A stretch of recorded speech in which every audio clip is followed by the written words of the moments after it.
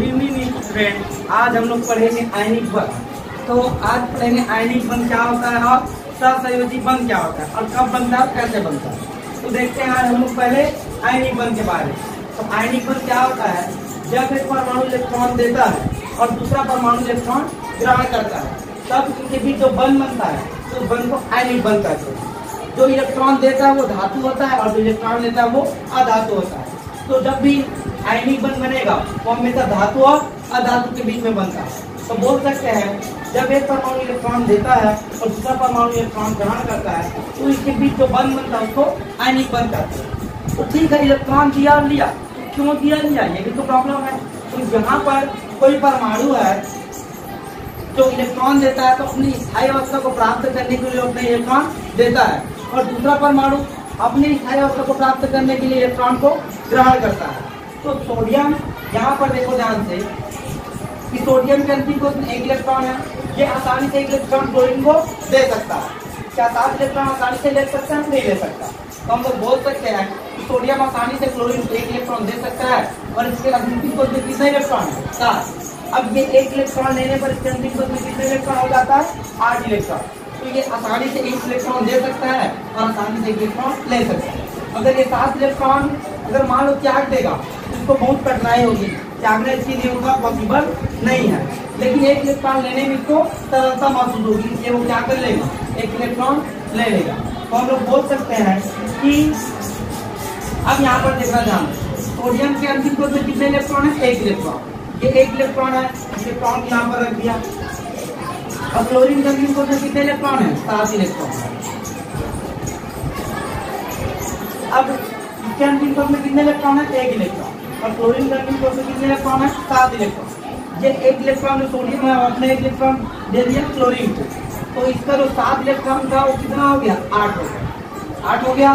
अब इसके जो 1 इलेक्ट्रॉन अंतिम कोश में था वो हट जाएगा, तो उसके अंतिम कोश में कितना इलेक्ट्रॉन बचा? 8 इलेक्ट्रॉन बचा। ठीक है। अब यहाँ पर देने के कारण इसके ऊपर कौन सा आवेश लग गया? प्लस आवेश। और जो लेता है उसके ऊपर लग जाता है माइनस आवेश, ऋण आवेश। तो यहाँ पर सोडियम क्लोरीन को क्या किया? इलेक्ट्रॉन दिया है और क्लोरीन इलेक्ट्रॉन दिया है, तो देने वाले के ऊपर प्लस चार्ज और लेने वाले के ऊपर माइनस चार्ज। तो इसके भी जो बंध बना उस बंध को बोला जाता है क्या? आयनिक बंध। तो हम लोग बोल सकते हैं कि जब एक परमाणु इलेक्ट्रॉन देता है और दूसरा परमाणु इलेक्ट्रॉन ग्रहण करता है तो इस प्रकार जो बंध बनता है इसके बीच, उस बंध को क्या कहते हैं? आयनिक बंध कहते हैं।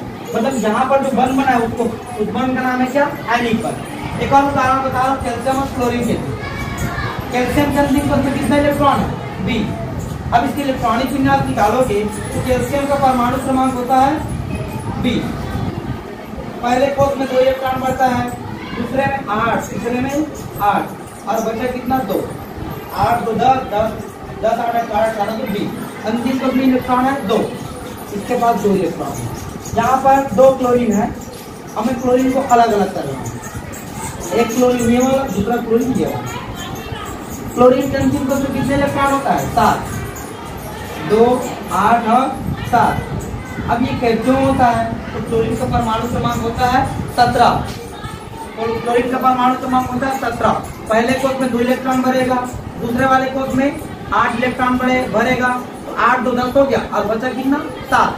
तो तीसरे कोश में कितने इलेक्ट्रॉन है? 7। अब आसानी से क्लोरीन क्या कर सकता है? 1 इलेक्ट्रॉन को ले सकता है। और कैल्शियम के पास कितने इलेक्ट्रॉन है? 2 इलेक्ट्रॉन।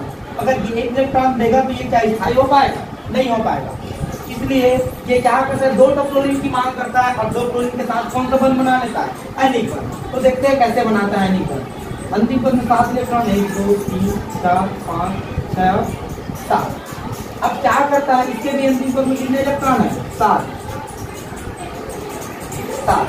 अब ये 1 इलेक्ट्रॉन इस क्लोरीन को दे दिया और दूसरा इलेक्ट्रॉन इस क्लोरीन को दे दिया, तो 2 क्लोरीन है और दोनों क्लोरीन क्या कर रहे हैं? 1 इलेक्ट्रॉन को ले रहा है, जिसके कारण यहाँ पर कैल्शियम तो 1 है और अकेला कैल्शियम कितना इलेक्ट्रॉन दे रहा है? 2 इलेक्ट्रॉन दे रहा है।